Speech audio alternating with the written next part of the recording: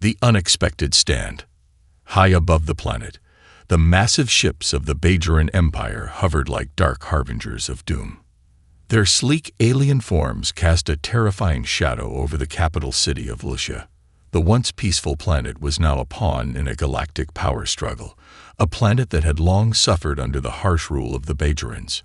Commander Fenris, the towering leader of the Bajoran military, stood tall on the bridge of his flagship, gazing down at the tiny human force that had assembled in the city's central plaza.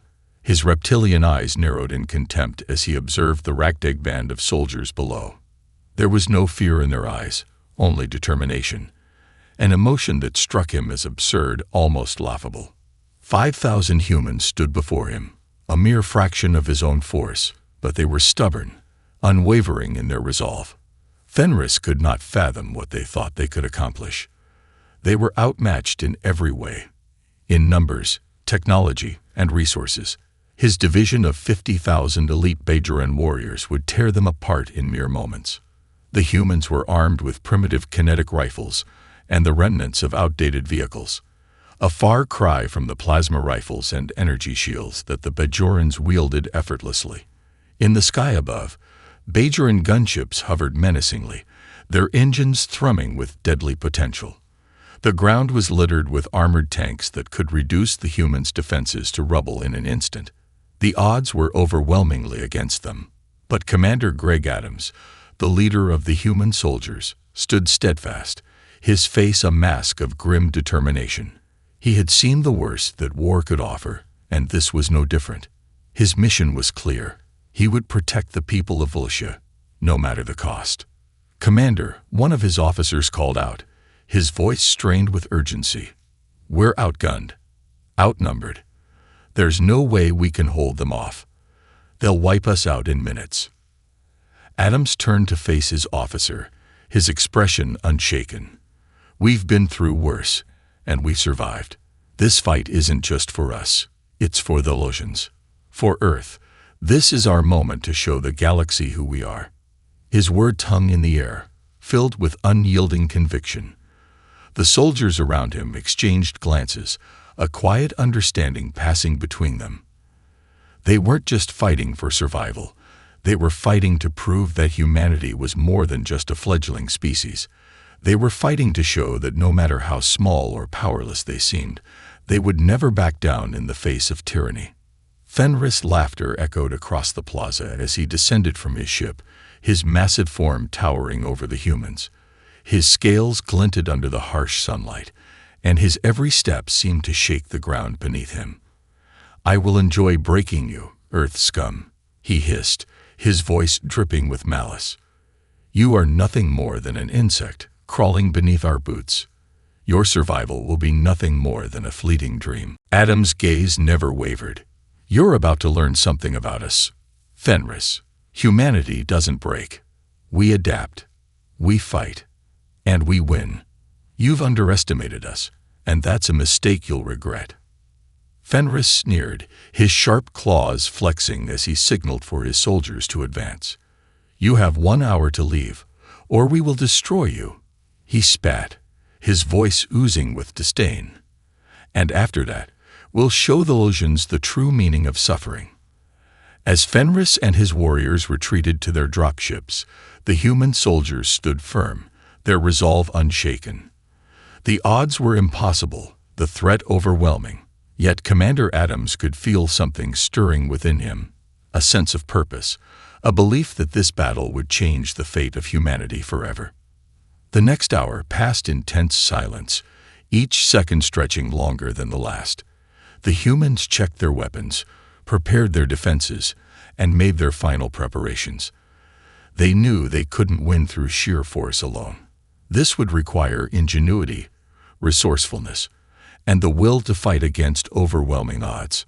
Commander Adams gathered his officers together, his voice low but steady. "The Bajorans think we're nothing but ants beneath their boots," he said, his eyes burning with determination. "They've made a mistake. We're not here to run. We're here to make them regret ever stepping foot on this planet." His words ignited a spark within the soldiers. They weren't just fighting for survival. They were fighting for their future, for the future of their children and their world. The outcome of this battle would send a message to the galaxy. Humanity would not be crushed under the weight of alien oppression. They would rise, no matter the cost. As the hour drew to a close, the Bajoran forces began to mobilize. Fenris stood on the edge of his dropship, watching the human forces below. His gaze swept over the city, a mocking smile playing across his lips. He had no fear of these primitive humans. Their technology was outdated, their weapons laughable. But as he looked closer, something strange began to stir within him. There was something different about this small human force. Something in their eyes, something in the way they stood. He had seen soldiers before, but never like this. These humans were not just defending their lives, they were defending their dignity, their right to exist in a galaxy that had long considered them insignificant. Fenris shook off the feeling, dismissing it as nothing more than a fleeting thought. They'll learn soon enough, he muttered to himself. They'll regret ever challenging the Bajoran Empire. But deep down, something nagged at him. He had underestimated the humans, and in that moment, he realized it might be the greatest mistake of his career. The battle was about to begin. The shifting tides. As the Bajoran forces began to descend from the skies, their massive ships like ominous shadows, Commander Greg Adams stood tall at the front of his human soldiers. The Elsian capital city of Lucia, which had once been a beacon of hope and prosperity, now lay in the grasp of an invading force that was determined to wipe out every trace of resistance. The streets were eerily silent, except for the sound of boots scraping against the cracked pavement and the occasional hum of a distant engine. The humans had fortified themselves in strategic positions, from the central square to the surrounding alleyways, using the city's architecture as cover. But everyone knew this fight was going to be far more than just a struggle for survival. It would be a test of human resilience, a moment that would define their very future. "You know what to do," Greg said, his voice steady as he addressed his team. His eyes flickered to the horizon, where the first wave of Bajoran gunships could be seen on the edge of the atmosphere, cutting through the clouds with terrifying speed. "We hold them off as long as we can. No retreat. No surrender." His officers nodded, their faces grim but resolute. They had faced impossible odds before, but nothing like this. They were not just up against a superior military force. They were facing an enemy that viewed them as nothing more than an annoyance, a species too weak and insignificant to survive in the harsh realities of the galaxy. But they were wrong. Humanity was anything but weak. As the Bajoran ships made their descent, their engines flaring a bright blue against the darkening sky, the ground trembled. The humans dug their heels into the dirt, preparing for the inevitable storm that would descend upon them. Fenris stood at the helm of the lead gunship, his reptilian eyes scanning the battlefield below. The sight of the small human force in their meager defenses was almost laughable, but there was something gnawing at him. It wasn't fear, it was curiosity. What was it about these humans that made them so defiant? Why weren't they running? Why weren't they begging for mercy? His thoughts were interrupted by the hiss of communication from his second-in-command. "Commander Fenris, we have visual confirmation of their positions. We can begin the assault immediately." Fenris nodded, a cruel smile curling at the corners of his lips. "Launch the ground forces. Make them understand what it means to defy us." With a simple gesture, the Bajoran fleet unleashed its fury. The first volley of plasma fire hit the ground with a deafening roar. Buildings shattered, crumbling under the destructive power of the Bajoran weapons. Soldiers dove for cover as the shockwave rippled through the streets. Explosions lit up the darkened city, the sky alight with the flashing of distant blasts. The human defenses held, but barely. "We need to move," shouted Lieutenant Maria Lopez, her voice barely audible above the chaos. "Get the tanks into position. We've got to hold them back." Adams barely registered her words as he watched the carnage unfold before him. The humans had managed to deploy their improvised armor and heavy artillery in strategic locations, But it was clear that the Bajoran firepower was far beyond anything they had the means to counter. The first wave of gunships swooped down, their sleek forms a blur against the backdrop of smoke and flame, releasing soldiers into the fray. Adams, Lopes yelled again, "We need a plan, now." Adams' eyes narrowed as he scanned the scene. The human forces had spread too thin, hoping to cover as much ground as possible. But Fenris had anticipated this. The Bajoran forces were pressing from all sides, and the humans had nowhere to run. But then something unusual happened. From the shadows of the city's destroyed buildings, a lone figure emerged, a man dressed in rags, carrying nothing but a simple rifle. His face was obscured by a dirty scarf, but there was something unmistakable about the way he moved, with a sense of purpose and authority that could not be mistaken. Adams squinted through the smoke. Was it one of the Losians, or perhaps a lone survivor from the city's defenses? Before he could act, the figure opened fire. But it wasn't at the Bajorans. Instead, he took down one of the nearby armored vehicles, sending it careening into a Bajoran soldier and knocking them both to the ground. "That's not one of ours," Lieutenant Lopes shouted, her hand reaching for her sidearm. "Who the hell is that?" Adams didn't have time to respond. The man continued his assault with a calm precision, dropping another vehicle with a single shot. He moved with an almost unnatural grace, a man who knew how to fight, how to survive. But it was his next move that truly caught their attention. As a Bajoran scout moved toward him from behind a pile of rubble, the man threw something at the soldier's feet, a small device that exploded in a bright flash, blinding the enemy for a split second.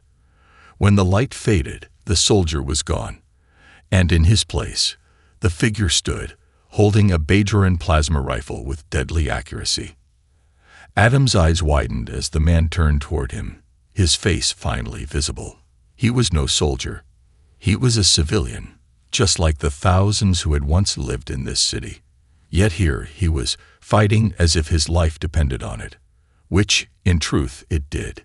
"You could use some help," the man called over to Adams, his voice low and steady, despite the chaos. Without waiting for a response, he sprinted toward the next target, an enemy tank that had just started to fire at one of their outposts. The man dodged explosions and incoming fire as if he had been doing this all his life. "Who is he?" Lopes asked, her voice filled with disbelief. "I don't know," Adams muttered, "but I have a feeling he's not the only one who's going to show up today." It wasn't long before other figures appeared. More civilians, more Ulgians, and even a handful of human refugees from Earth, all armed with whatever they could scrounge up. Some carried simple farming tools, others had military-grade weapons scavenged from the wreckage of the first wave of fighting. They were no soldiers, but they fought with the ferocity of those who had nothing to lose. The odds were still overwhelming. The Bajoran gunships circled above, laying down a constant barrage of fire. But now, the humans and Losians had something more than just determination. They had a cause, and that cause gave them a strength that no one could have predicted. As the battle raged on, Greg Adams realized that the fight was no longer just about holding the line. It was about something bigger, something much more profound. It was about showing the galaxy that humanity had come to stay, and that no matter the odds, no matter the power of the enemy, they would not go down without a fight. In that moment, Commander Fenris, watching from the safety of his ship high above the city, felt a flicker of doubt, a sensation he had never experienced in his decades of battle. The humans were not backing down, and they weren't alone. The heart of defiance. The battle in Ulsh's streets raged on as the humans, Ulshans, and other refugees, now united in a desperate stand, continued to clash with the overwhelming force of the Bajoran invaders. The sky above was darkened by the shadows of the Bajoran ships as they hovered, like vultures, waiting for the signal to descend and deliver the killing blow. The sound of plasma fire filled the air, the city reduced to rubble, its once thriving streets now crumbling under the weight of war. Greg Adams could feel the weight of the responsibility pressing down on him. As the commander of this resistance, he was not just fighting for his survival, or even the survival of the human race. He was fighting for the soul of a world that had once promised something better. And yet, in the face of this impossible onslaught, it was becoming clear to him that hope was not a luxury.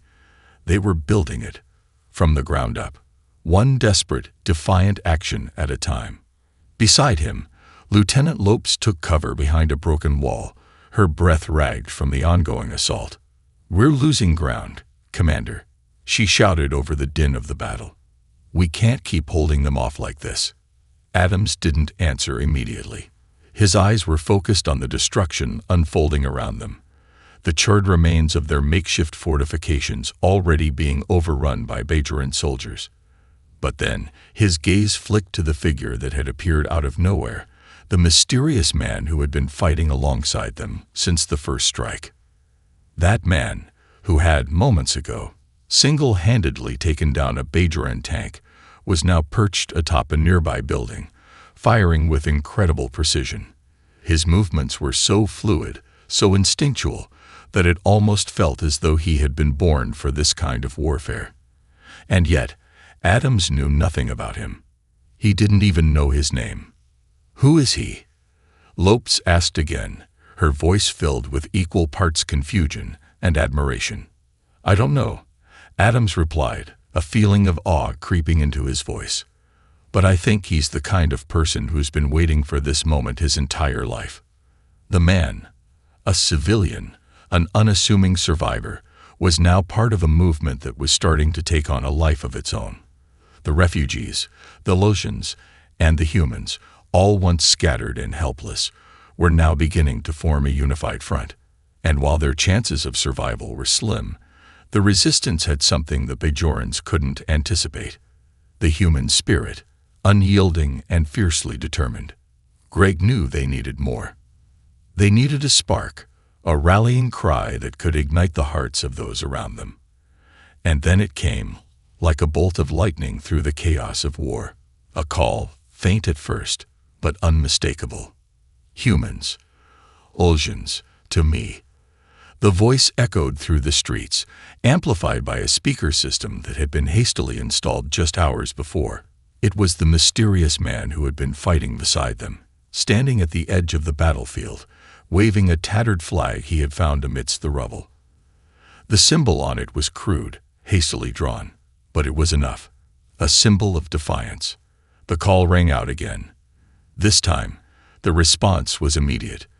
From every corner of the ruined city, civilians, soldiers, and fighters alike began to rally, grabbing whatever weapons they could find: scavenged rifles, crude makeshift grenades, and even simple farming tools. The resistance was growing stronger with each passing moment, as more and more people from all walks of life came to join the fight. Adams felt his heart surge. This was the moment he had been waiting for: the unity of the people. The realization that no matter how many ships the Bajorans had, no matter how many soldiers they sent, they could not fight the unyielding spirit of a people who had nothing left to lose. "We fight together," Greg shouted, his voice ringing out across the field. "No matter our race, no matter our origin, this is our home, and we will not let it fall." With that, the resistance surged forward, pushing back against the Bajoran forces with a fury that stunned even their attackers. The Bajoran soldiers, unaccustomed to such fierce and disorganized resistance, faltered, uncertain of how to handle this unexpected turn of events. And amid the chaos, the mysterious man with the flag continued to lead them, charging forward into the fray with reckless abandon. Greg's mind raced. Who was this man? What drove him? And how had he known to rally them when they were on the brink of total collapse? The resistance fighters were gaining ground, slowly but surely. The Bajoran forces had underestimated the human resolve, their arrogance blinding them to the truth that was now evident. These humans were not simply going to bend to the will of a superior force. No, these humans would rise up. They would fight back. And no matter how many of them fell in the process, they would not be wiped out. But even as the resistance began to push the Bajorans back, Adams knew that this was only the beginning of the war. There were more ships coming, and there were countless more battles to fight. But for the first time in days, there was hope. Real, tangible hope. Hours passed, and the battle for the heart of Ulcia seemed to stretch on indefinitely. The human forces, with their newfound unity, held their ground against wave after wave of Bajoran assault, but the strain was beginning to show. The resistance fighters were exhausted, their bodies bruised and bloodied, but they kept going, because they knew something the Bajorans didn't. They knew the power of their will, the strength of their spirit. The mysterious man, who had been the catalyst for the resistance's resurgence, was still out there, directing the flow of the fight with an uncanny sense of strategy and leadership. His movements were almost like clockwork, as though he were several steps ahead of the enemy at all times. No matter how many Bajorans they killed, it never seemed to be enough. But the humans were adapting. They were learning. Greg finally managed to break away from the front lines long enough to speak to Lopez, who was overseeing a defensive position near the city center. The battle had reached a fever pitch, and Adams knew they had to make a bold move if they were to win. "What's the status?" Greg asked, his voice calm but urgent. Lopez's eyes flickered to the advancing Bajoran forces. "We're holding, but we're running out of time. We need to hit them hard. Take out their command center, or they'll keep coming." Greg nodded. It was a risky move, but it was the only option they had left. "I'll lead a team in. You stay here and make sure the defenses hold. Don't let them breach the center." Lopez's gaze softened with understanding. She had been with him from the beginning, and she knew the risks. "You're not doing this alone, Commander." Adams gave her a small nod. "No, not alone." As they prepared to launch their most daring offensive yet, Adams felt the weight of the decision hanging over him. It was a calculated gamble, but it was one they had to take. Because in war, sometimes the only way to survive is to go straight for the heart of the enemy. And in this case, that heart was not just the Bajoran command. It was the very essence of what they were fighting for. The future. The turning point. The sun had set, casting an eerie glow over the wreckage of Ulcia's once vibrant streets. The sounds of the battle were now distant but unyielding, a constant backdrop to the devastation. The humans, the Losians, and the other survivors had begun to realize that they were not just fighting for their own survival, but for the survival of the planet itself. This wasn't just a war of resources or power. It was a war for freedom, for the soul of Ulcia. Greg Adams had never imagined he would be a part of something like this. What started as a desperate struggle had transformed into something greater, a unified force of resistance, rising against the most powerful enemy they had ever faced. And though the odds were still stacked against them, the hope in the air was palpable. The rallying cry of the mysterious man had sparked something in every fighter, a fire that could not be extinguished. Greg sat in a makeshift command post, a crumbling building near the center of the city that had been repurposed into a war room. The walls, once painted with vibrant murals, were now covered in maps, makeshift charts, and communication equipment scavenged from the ruins. His team was gathered around him, including Lopes, who had been coordinating the defense lines, and the mysterious man, who had become something of a legend among the fighters. The mysterious man, who had introduced himself simply as Ethan, was standing in the corner, quietly observing the plans. His expression was unreadable, his face etched with exhaustion, but also a quiet determination. He had been a force of nature on the battlefield, and his uncanny ability to anticipate the Bajorans' next moves had turned the tide in their favor more than once. Despite his critical role in the battle, no one knew much about him. It was as if he had appeared out of nowhere and had been waiting for this moment his whole life. Greg couldn't shake the feeling that Ethan was hiding something. There was a quiet intensity about him that seemed to go beyond the war, something personal, something that pushed him to fight in ways the others couldn't understand. But Greg pushed the thought aside for the moment. They had more immediate concerns, like the final assault on the Bajoran command center. "We don't have much time," Greg said, his voice low but steady. "We've got one shot at this. If we can take down their command, we cripple their operations. The Bajorans won't be able to continue their assault without a central point of coordination. This is our moment." Lopes nodded. "The intel we gathered suggests the command center is heavily guarded. We'll need to break through 2 layers of defenses before we can even get close." Ethan spoke for the first time in hours. "We can do it," he said simply, his voice calm, almost detached.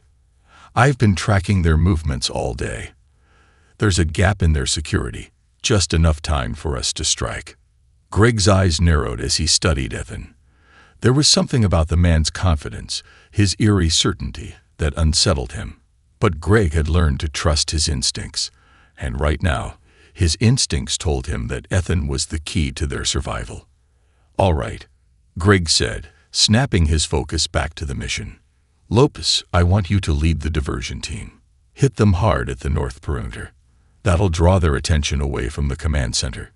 Ethan and I will take a small team and hit the heart of the base. We move fast. No mistakes." Lopes saluted him, her face determined. "Understood, Commander." As the team made their preparations, Greg took a moment to gather his thoughts. They had fought their way through the city streets, endured ambushes, and survived waves of invaders. But this mission would be different. This was no longer just about surviving. It was about taking back control, about showing the Bajorans that they were not just going to roll over and die. They were going to fight to the end. The night was thick with tension as they moved out, shadows merging with the ruins of Ulsha's once beautiful architecture. The city was nearly unrecognizable, its skyline reduced to jagged skeletons of buildings, charred husks of homes that had once been filled with life.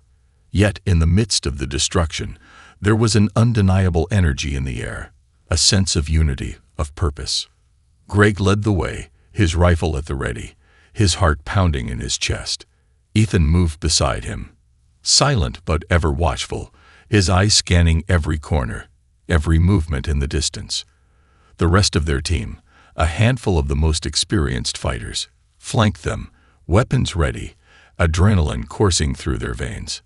The plan was simple: hit fast, hit hard, and make their escape before the Bajorans could regroup. But as Greg looked over at Ethan, he realized that there was more at play here than just tactics. Ethan had a fire in him, a rage that seemed to burn through the quiet moments. It was a fire that had been stoked by something far deeper than war.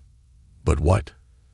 They reached the outskirts of the Bajoran Command Center, a heavily fortified building surrounded by multiple layers of defensive lines.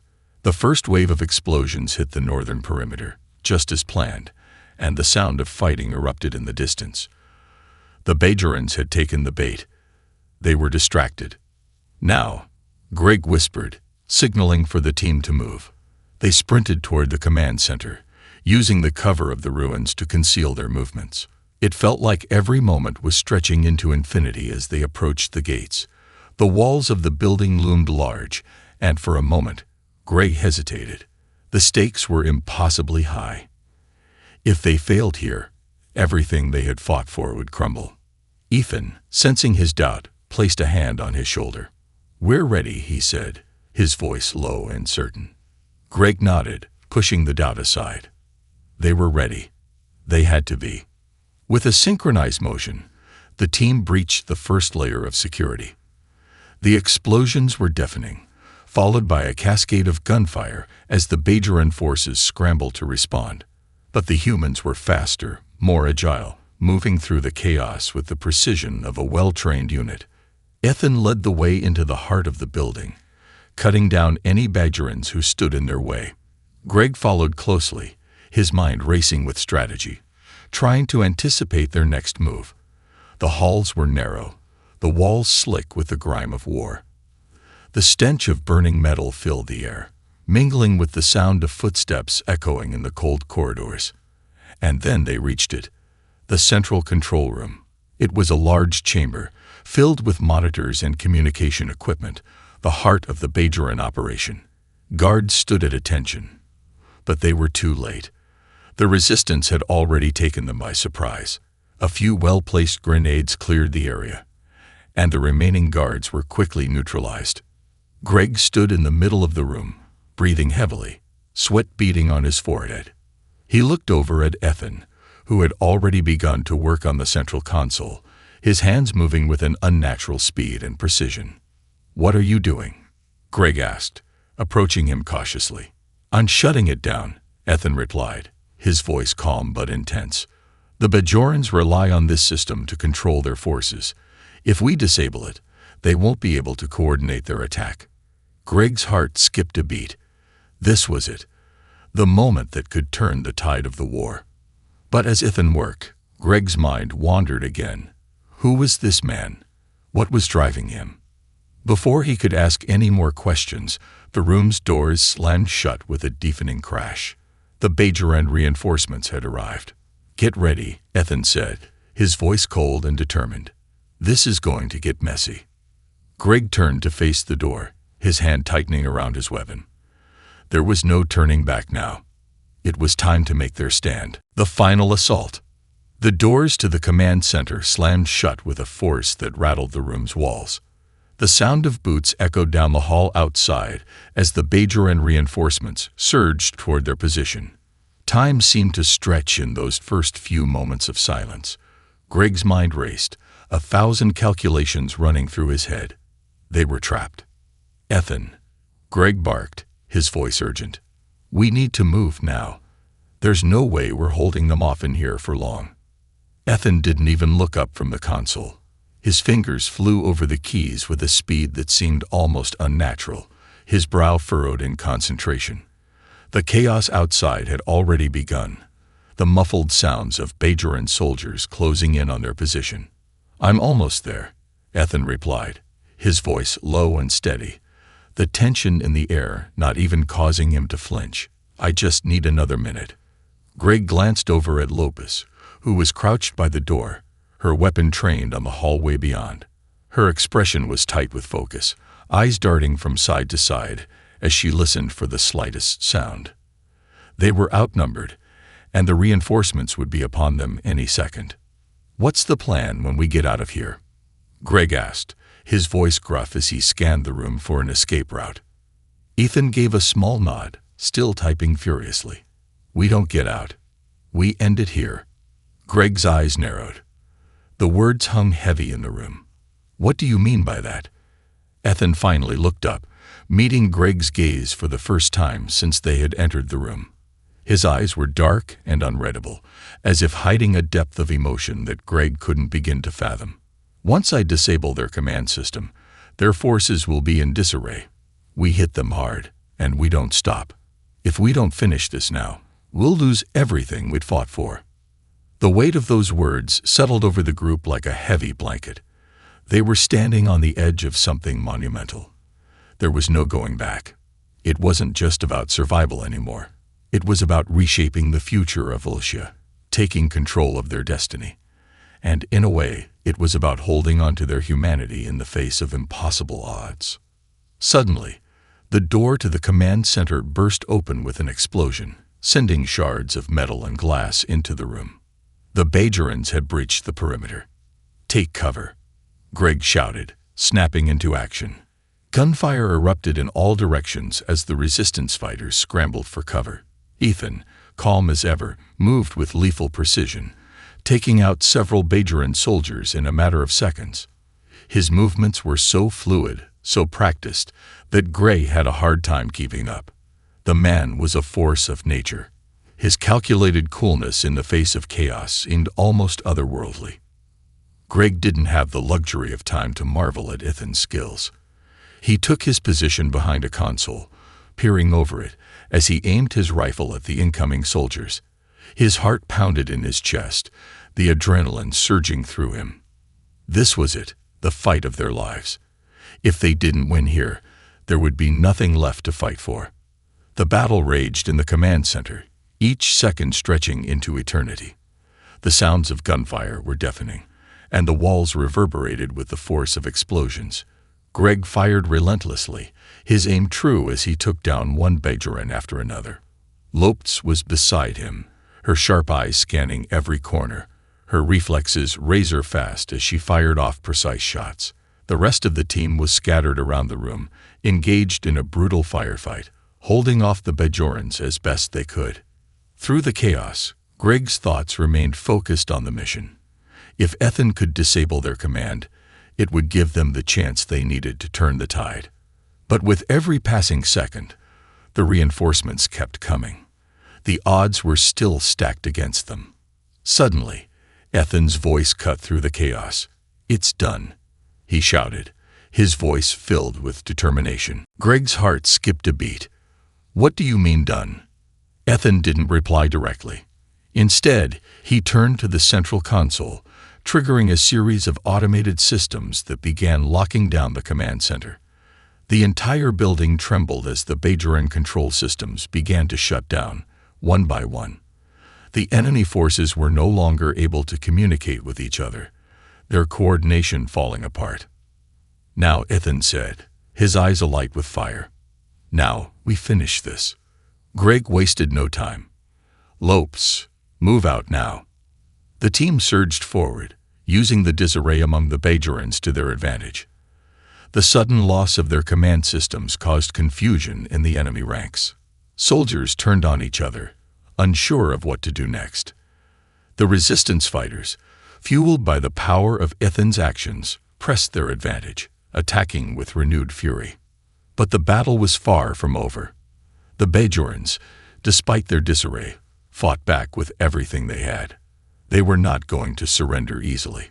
Greg, Lopes, and Ethan led the charge, cutting through the enemy lines with lethal precision. Explosions and gunfire filled the air, the entire building shaking with the force of the conflict. There was no strategy left, just survival. It was a brutal, unforgiving fight, one that would determine the future of Volscia. Minutes felt like hours, and yet the resistance held firm. The Bajoran forces were being driven back, but the battle was taking a toll on everyone involved. Greg could see the exhaustion in his team's eyes, the weariness creeping into their movements. They were pushing themselves to the limit. And then, amidst the smoke and the wreckage, Greg saw something that stopped him in his tracks. Ethan was standing at the center of the room, his back to Greg. He was facing the door, his rifle lowered. But it wasn't the enemy he was watching. No, his gaze was fixed on something else, something Greg hadn't noticed before. A figure, silhouetted in the smoke and chaos. A Bajoran officer, heavily armored, standing motionless in the doorway. There was no movement from the officer, but the tension in the room was palpable. "Ethan," Greg shouted, but it was too late. Before Greg could react, Ethan moved with a speed that left him breathless. He closed the distance between himself and the officer in the blink of an eye, delivering a swift, lethal strike that took the Bajoran down without a sound. It was over in an instant. Greg stood frozen, shock running through his veins. He had seen Ethan's skill in combat before, but this was different. This was something personal, something more than just survival. Ethan stood over the fallen officer, his chest rising and falling with heavy breaths. For a moment, there was nothing but silence in the room. Then, slowly, he turned to face Greg. His eyes were hard, unreadable once again. "Let's finish this," Ethan said simply. And with that, the final assault on the Bajoran command center began in earnest. As the enemy forces fell back, the resistance surged forward, reclaiming the heart of the city. But it wasn't just a battle for the command center. It was a battle for everything that came next. For freedom, for Volscia's future, and for the people who had given everything to see it through. The war was far from over, but in this moment, they had won something far more important. A chance to rebuild, a chance to stand tall in the face of impossible odds. And as the last of the Bajorans retreated, leaving the city to the resistance, Greg Adams realized that this was just the beginning. They had broken the chains that held them. Now, they would forge a future of their own making.